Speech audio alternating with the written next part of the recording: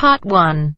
Listen to the results of a radio questionnaire on sports and physical exercises and complete the chart below. First, you have some time to look at questions 1 to 4.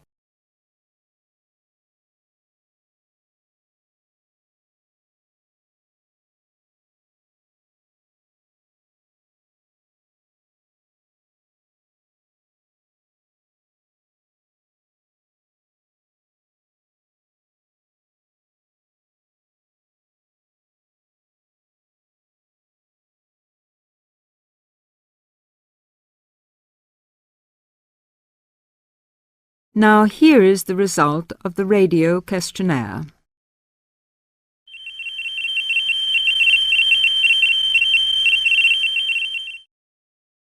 And now the results of our survey on spare time activities and sports. We wanted to know how people spend their spare time, so we interviewed women and men around the town during the whole of last week. Here's what we found out. Only 40% of men interviewed claimed to do some kind of physical exercise, while 50% of the women we talked to said that they follow a regular program of exercise. We also talked about watching sport on TV, and both groups claimed to spend some time on this. 41% of men interviewed do this and 30% of women. We also wanted to find out exactly what form of exercise these people do. So we asked about different sports and activities. Jogging was by far the most popular, with 20% of men and 18% of women. Most of them do this during the week, either in the morning before going to work or in the evening after work. Football was also popular with the men. 13% claimed to play, mainly at the weekend, on Saturdays. Before you hear the rest of the conversation, you have some time to look at questions 5 to 10.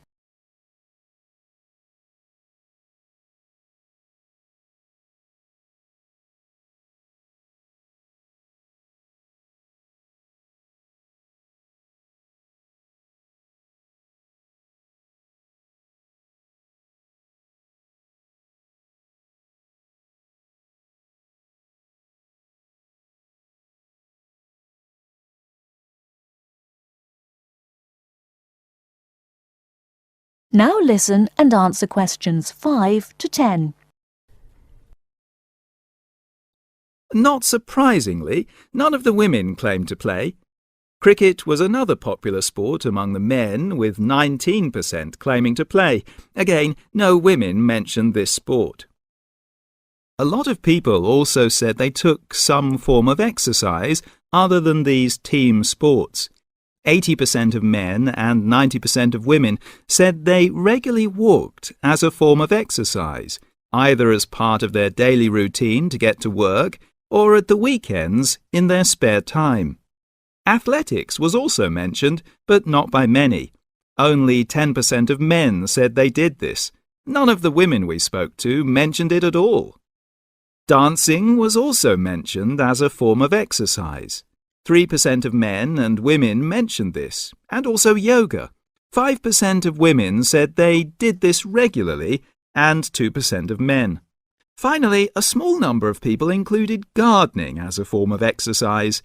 11% of men said they did this, and 13% of women. That is the end of Part 1. You now have half a minute to check your answers.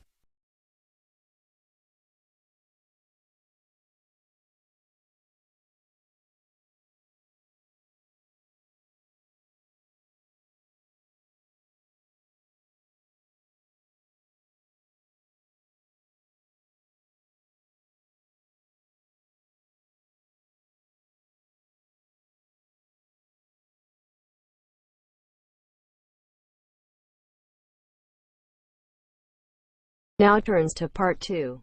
Part 2. You will hear an extract from a talk about employment interviews. First, you have some time to look at questions 11 to 14.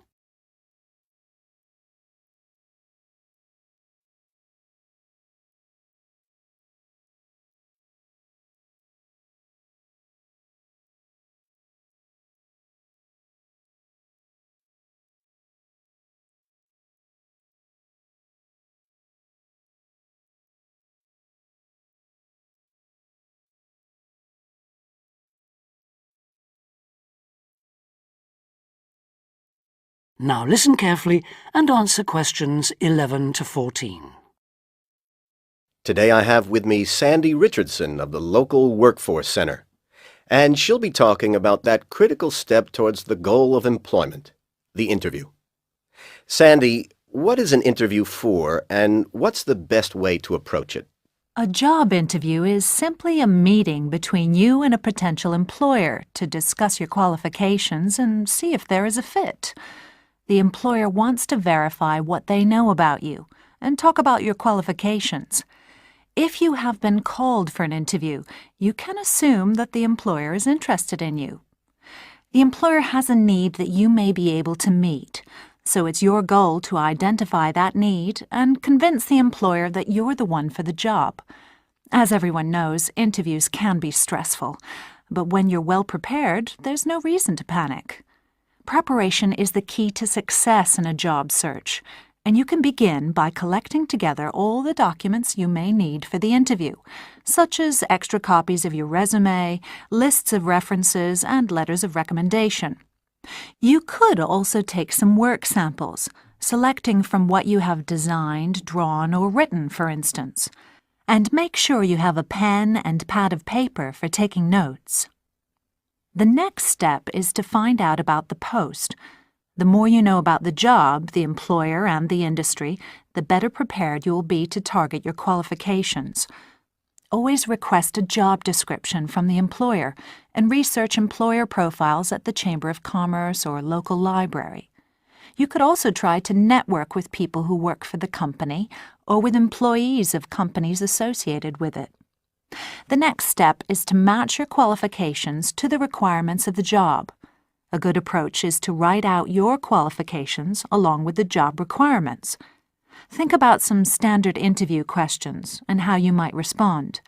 Most questions are designed to find out more about you, your qualifications, or to test your reactions in a given situation.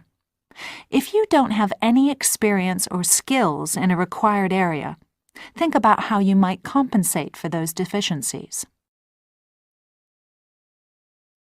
Before you hear the rest of the talk, you have some time to look at questions 15 to 20.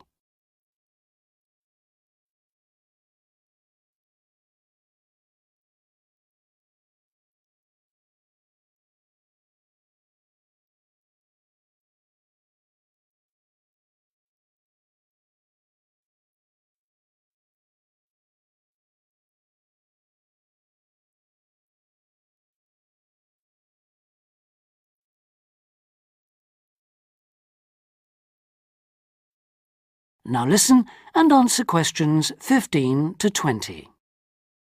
During an interview, it's important that you be yourself. Get a good night's sleep and plan your travel to be there in plenty of time so that you're not arriving out of breath with 30 seconds to spare. Don't, though, present yourself for the interview too early, 10 minutes at most. In the interview, listen carefully to each question asked.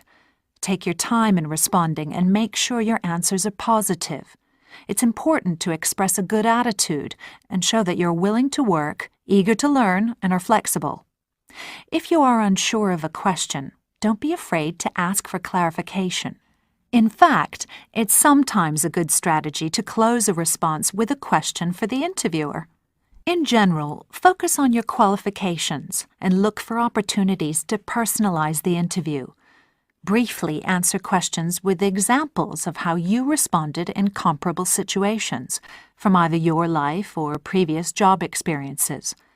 Something you should avoid are yes or no responses to questions, but don't dwell too long on non-job-related topics. Use caution if you are questioned about your salary requirements. The best strategy is to avoid the question until you have been offered a job. Questions about salary asked before there is a job offer are usually screening questions that may eliminate you from consideration, so be warned. On the other hand, it isn't inappropriate to show your enthusiasm if your first impressions of the interview and of the employer are good ones. So, if the job sounds like what you are looking for, say so. Keep in mind that the interview is not over when you are asked if you have any questions. Come prepared to ask a couple of specific questions that again show your knowledge and interest in the job. Close the interview in the same friendly, positive manner in which you started. When the interview is over, leave promptly. Don't overstay your time. Think about the interview and learn from the experience. Evaluate the success and failures. The more you learn from the interview, the easier the next one will become. You'll become much more confident. To close, here are a few more tips. First, maintain good eye contact throughout the interview and be aware of nonverbal body language. Second, dress a step above what you would wear on the job. Go to the hairdressers, have a shave, etc. Remember that your appearance is a key indicator of whether you have the right attitude, so it can pay to give some thought to how you look. And finally, don't be a clock watcher. That is the end of part 2. You now have half a minute to check your answers.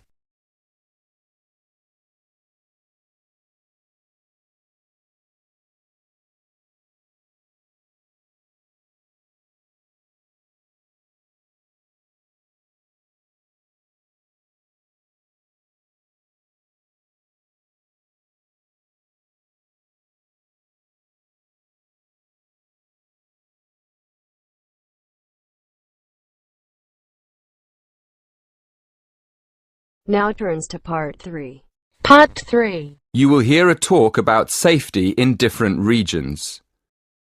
First, you have some time to look at questions 21 to 24.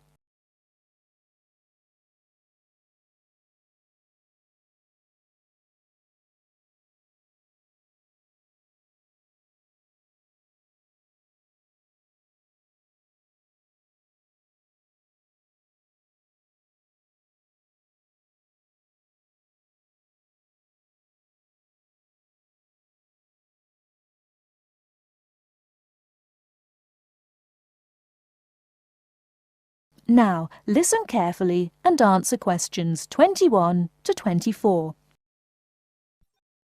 Good evening, everyone. It's great to be here to talk to you about staying safe on holiday.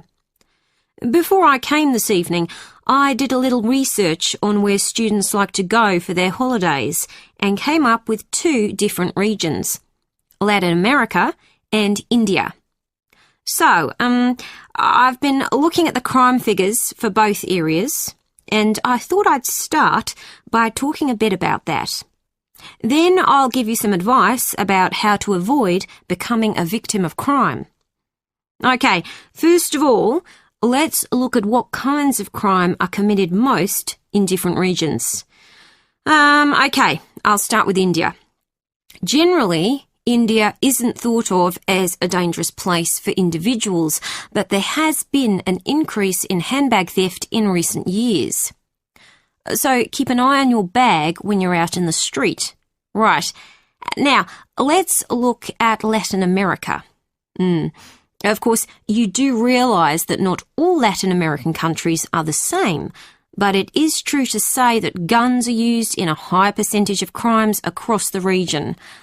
Looking at the figures, it seems that gun crime is a serious problem throughout.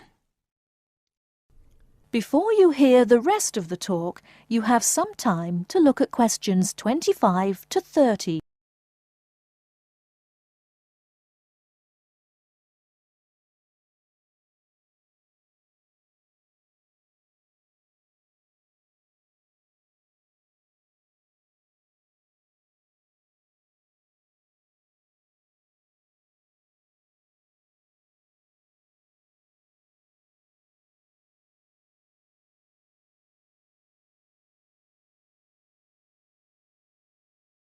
Now listen and answer questions 25 to 30.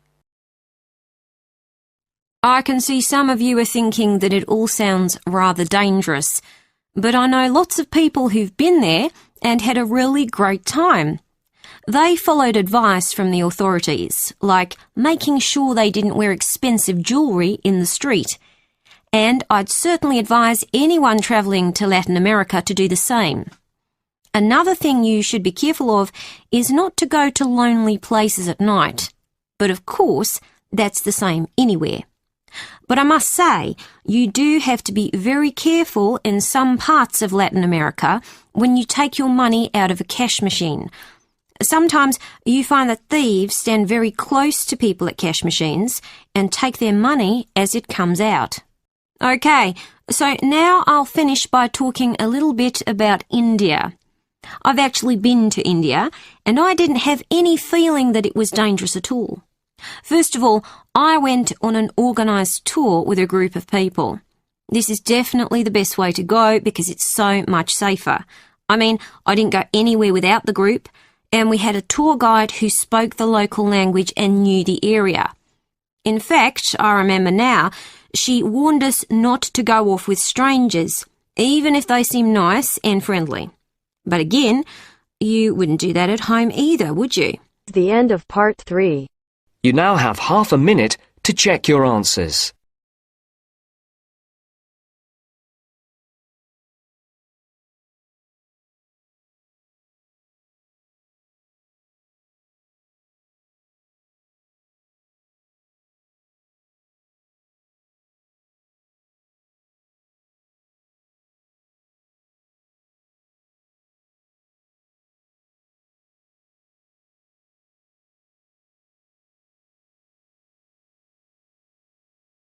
Now turns to part 4. Part 4. You are going to hear a talk on the writer Charles Dickens, given by a university lecturer to a group of students. First, look at questions 31 to 40.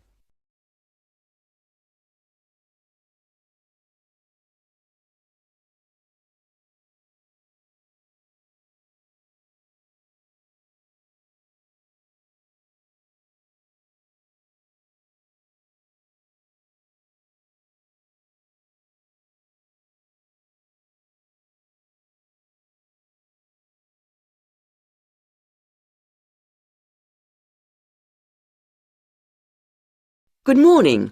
My name is Professor Sarah Lennon, and I'm here today to talk to you about the works of one of the greatest writers in the English language, Charles Dickens.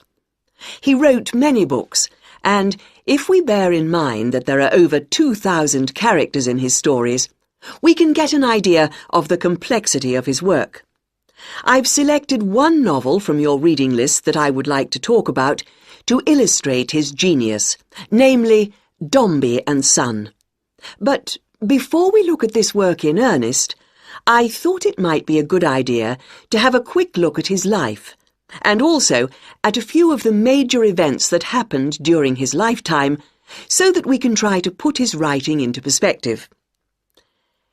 Dickens was born on the 7th of February 1812, at the time when his father was working in Portsmouth Dockyard. His father was transferred to London in 1814. To help give us a picture of the time Dickens was born into, it's worth noting that in 1814, when Dickens was 2, the first efficient steam locomotive was constructed in Newcastle upon Tyne. Then, in 1817, the year that Queen Victoria was born and Waterloo Bridge in London was opened, the Dickens family moved away from London. And to give Dickens' life a literary perspective, in the following year, works by other famous English writers were published. Jane Austen's Northanger Abbey and Persuasion, Mary Shelley's Frankenstein, and Scott's The Heart of Midlothian. When Dickens was almost 10, his family circumstances changed, and in 1822 the family moved back to London.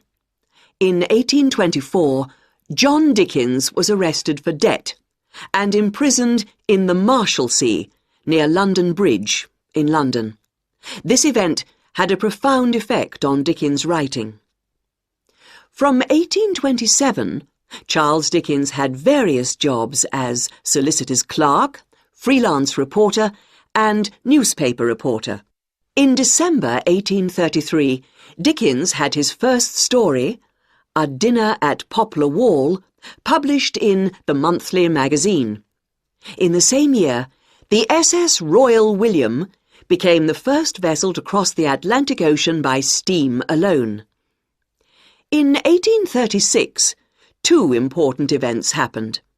Dickens published the first series of Sketches by Boz, and the publishers, Chapman and Hall, suggested his first novel, The Pickwick Papers.